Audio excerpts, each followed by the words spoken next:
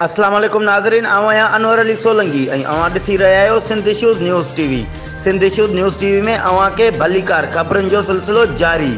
ख़बर शामिल कंदासीं तालका मोरो खां तालका रिपोर्टर परवेज़ अली चांडियो जी।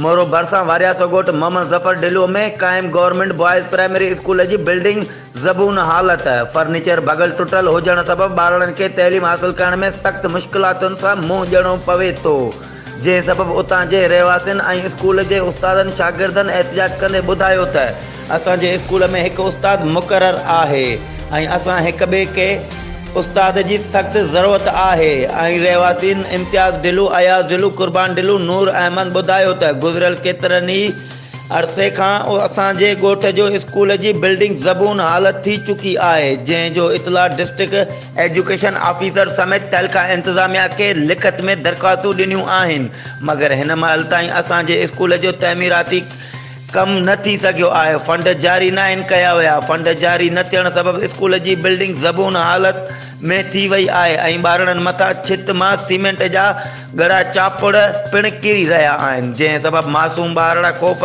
खां क्लास में तइलीम पिराइण बदिरां ॿार उस में पढ़ी रहिया आहिनि।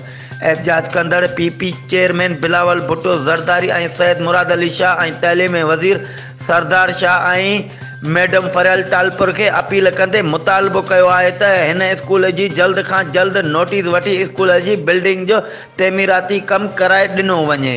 ही हुयूं हिन वक्त ताईं जूं अपडेट्स। वधीक ख़बरुनि ऐं अपडेट्स लाइ ॾिसंदा रहो सिंध इशूज़ न्यूज़ टीवी।